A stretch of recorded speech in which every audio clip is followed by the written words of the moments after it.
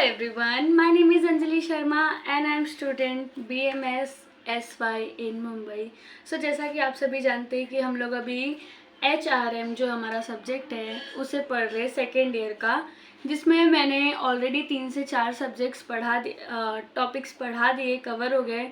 And उसके notes और ये जो नोट्स है अगर आपको चाहिए सो आप सभी प्लीज़ मेरे टेलीग्राम चैनल पे जा सकते हैं, जहाँ पे भी सेम एज इट इज़ जैसा यूट्यूब का नाम है AR शर्मा, वहाँ पे भी आपको मिल जाएंगे। वहाँ पे आपको एक लाइन से सारे PDF सारे नोट्स मिल जाएंगे। आप जिसमें भी कंफर्ट रहेंगे आप उसे पढ़ने के लिए ले सकते हैं, एज ए हेल्प के लिए आपको वहाँ पे नोट्स मिल जाएंगे जो मैं यहाँ पे पढ़ा रही हूँ।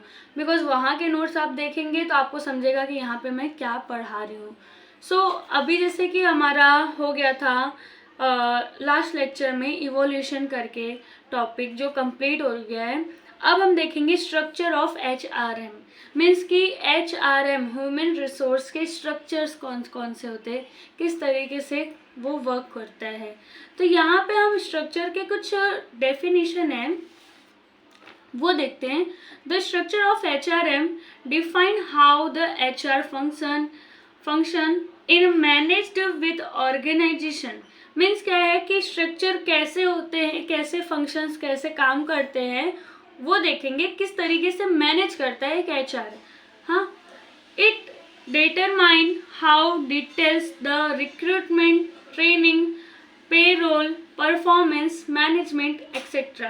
and how decisions are made requiring this activity। कौन से डिसीजन जो है वो रिक्वायर्ड है ये सभी एक्टिविटीज करने के लिए। कौन से? परफॉर्मेंस मैनेजमेंट हो गया, पे रोल हो गया, ट्रेनिंग हो गया, रिक्रूटमेंट मीन्स हायरिंग, ये सभी चीज़ें एक HR के स्ट्रक्चर में आते हैं। एक HR के ये सभी काम होते हैं, वो किस वे में करता है वो अब हम देखेंगे। तो यहाँ पे हमने क्या देखा कि डेफिनेशन क्या होता है HRM स्ट्रक्चर। यहाँ पे क्या देखेंगे HRM different way companies organise their HR team depending on factor like company size, global and strategy goal are common types of human structure. Means क्या है कि इसमें बहुत सारे टाइप्स के हैं स्ट्रक्चर्स जो अभी हम डिटेल्स में देखेंगे। वही बताया कि यहाँ पे ऐसे कुछ टाइप्स है जिन्हें हम यहाँ पे पढ़ते हैं। अब first structure centralise HR structure. इसमें क्या होता है सेंट्रलाइज HR स्ट्रक्चर मीन्स मैं आपको बेसिक लैंग्वेज में बताऊं तो इसमें होता है एक ही प्लेस होता है जो पूरे ऑर्गेनाइजेशन मीन्स बोलते हैं ना, पूरा कंपनी जो होता है वो एक छोटा सा कंपनी होता है जिसमें एक ही सिंगल पर्सन HR होता है जो सब कुछ एक साथ में मैनेज कर लेता है।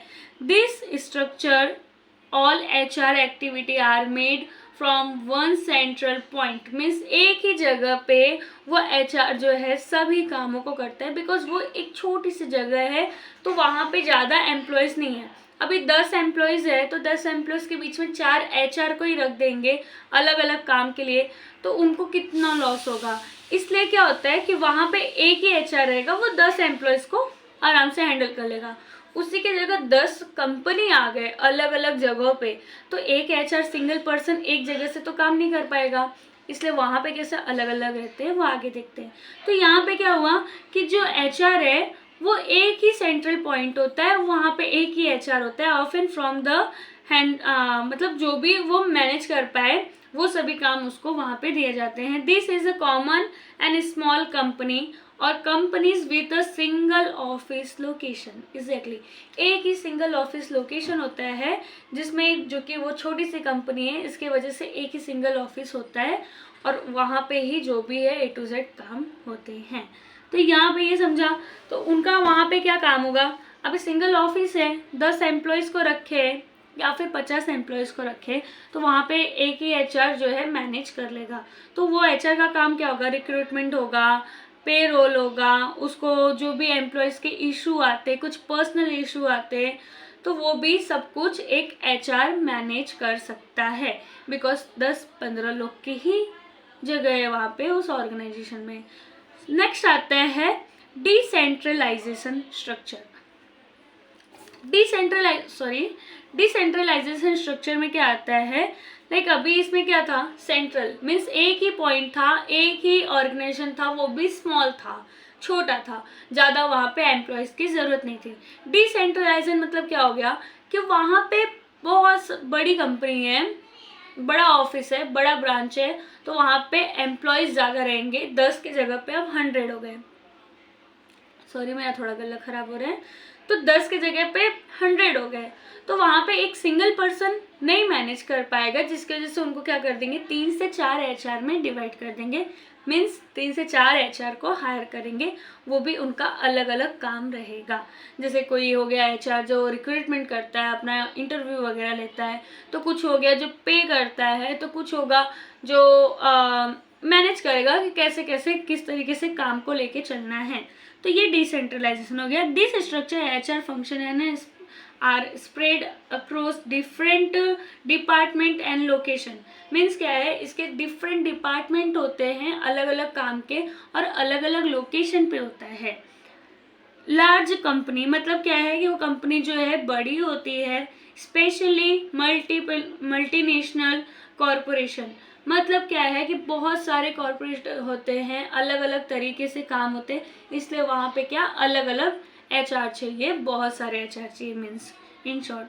तो यहाँ पे क्या हुआ कि सेंट्रलाइजेशन मीन्स क्या हुआ, एक सिंगल ऑफिस होगा, एक सिंगल लोकेशन होगा, एक सिंगल HR होगा, क्योंकि वहाँ पे क्वांटिटी जो है वो कम है। हाँ, और यहाँ पे डिसेंट्रलाइजेशन में क्या होगा, एक लोकेशन पे वर्क नहीं होगा, अलग अलग लोकेशंस होंगे, अलग अलग HR होंगे, और वहाँ पे क्वांटिटी जो है वो ज़्यादा रहेगी, इसलिए वो डिसेंट्रलाइजेशन में आता है। नेक्स्ट आता है अपना मैट्रिक्स HR स्ट्रक्चर। अब मैट्रिक्स HR स्ट्रक्चर में क्या होता है, लाइक देखो, the matrix HR structure combine elements of both centralization and decentralization system। मतलब क्या है कि इसमें जो है अपना सेंट्रलाइजेशन भी आता है, डिसेंट्रलाइजेशन भी आता है। जैसे क्या है कि एक बड़ा सा ऑर्गेनाइजेशन है, हाँ माइक्रोसॉफ्ट हो गया, वो है, अभी उसका कहीं ना कहीं पे जगह होगा, अलग अलग ब्रांच होंगे, अलग अलग कंट्रीज में, अलग अलग देश में कह सकते हैं, अलग अलग एरिया में कह सकते हैं। अभी अपने बोईसर में है तो वो छोटा सा होगा। अगर जस्ट इमेजिन आईफोन का हो गया, आईफोन का अगर इधर है तो उधर का ब्रांच पब्लिक को देख के, उधर के बोलते ना कि भीड़ को देख के, क्राउड को देख के, उसके हिसाब से वो दुकान उसका ओपन करेंगे। तो वहाँ पे क्या होंगे, कम लोकेशन चाहिए, एक ही पर्सन काम कर सकता है, बिकॉज वहाँ के पब्लिक कम है एज कंपेयर कहीं और जहाँ पे पब्लिसिटी बहुत ज़्यादा है, तो वहाँ पे थोड़ा सा बड़ा ऑर्गेनाइजेशन रहेगा, तो वहाँ का क्या होगा, एम्प्लॉयज़ ज़्यादा रहेंगे, तो वहाँ पे HR की भी ज़रूरतें ज़्यादा होंगी। तो ये क्या हुआ, मैट्रिक्स में सेंट्रलाइजेशन एंड डिसेंट्रलाइजेशन दोनों आते हैं। यहाँ पे क्या दिया है, जैसे कि सम HR function and control central well other are decentral location team or department. This structure are often used largest company organization। Exactly, देखो बड़ी कंपनी हो गई तो उसमें जो है मैट्रिक्स का यूज होगा। देखो सेंट्रलाइजेशन में तो सिंपल सी बात है, एक ही लोकेशन है, एक ही पीपल रहेगा, एक ही काम कर सकता है अकेला। डिसेंट्रलाइजेशन में थोड़ा सा उससे बड़ा होगा ऑर्गेनाइजेशन, तो वहाँ पे थोड़े से HR जो है HR की ज़्यादा ज़रूरत होंगी, तो वहाँ पे 2 से 3 HRs होंगे। अब मैट्रिक्स में क्या आ गया कि वो अपने अलग अलग जगहों पे अलग अलग ब्रांच किया है, तो वो अपना जो ओपन किया है शॉप, वो देखिएगा कि हाँ यहाँ पे पब्लिसिटी ज़्यादा है, तो मुझे यहाँ पे पीपल्स ज़्यादा रखने की ज़रूरत है, एक HR जो है वो अलग अलग रखने पड़ेंगे। बट अगर मैं दूसरे एरिया में खोला हूँ अपना शॉप, जो भी है अपना कंपनी, तो वहाँ पे पब्लिसिटी कम है, तो वहाँ पे ज़्यादा नहीं, 2 ही 3 HR में भी काम हो जाएंगे। यहाँ पे उनको ज़्यादा HR की ज़रूरत पड़ेगी एज कम्पेयर फर्स्ट। तो मैट्रिक्स में क्या है, दोनों का कंबाइन हो जाता है, कह सकते हैं इन शॉर्ट। तो यहाँ पे जो है हमारा पॉइंट्स खत्म हो रहे हैं। देखो सेंट्रलाइजेशन में बताया 1 HR department handle everything across all company location, ठीक है, ये शॉर्ट में है। डिसेंट्रलाइजेशन में क्या है, each office or department has its own HR team management location need. मतलब क्या है कि जितने लोकेशन की ज़रूरत होगी उतने HR वहाँ पे चाहिए, अलग अलग लोकेशन पे अलग अलग HR को बिठाएंगे। तो यहाँ पे जो है हमारे स्ट्रक्चर्स ऑफ HRM कंप्लीट होता है। एंड आपको कोई भी डाउट है सो प्लीज़ मुझे कमेंट्स में बताएं। कुछ मुझे ऐसा लग रहा है कि आप सभी को लग रहा है कि मेरे अंदर वो इम्प्रूवमेंट आना चाहिए, तो मैं ट्राई करूँगी कि उसे भी इम्प्रूव करूँ। एंड अभी मेरे एक सब्सक्राइबर ने मुझे कमेंट्स में कहा था कि मैम आपका वॉइस थोड़ा सा इशू हो रहा है, तो मैंने उसको बहुत ट्राई किया है कि हाँ वॉइस बैकग्राउंड वॉइस ना आए, बिकॉज अभी मेरे पास माइक नहीं है। सो मैं मैनेज कर रही हूँ, एडजस्ट कर रही हूँ। बहुत ही जल्दी अगर माइक खरीद ली तो फिर वो एकदम ही ख़त्म हो जाएंगे इशू। सो कुछ भी प्रॉब्लम हो सो प्लीज़ मुझे कमेंट्स में बताएं। एंड नोट्स डिटेल चाहिए आपको तो टेलीग्राम पे जाके ले सकते हैं। टेलीग्राम ID है AR शर्मा। सो मिलते हैं नेक्स्ट वीडियो में। Thank you, bye.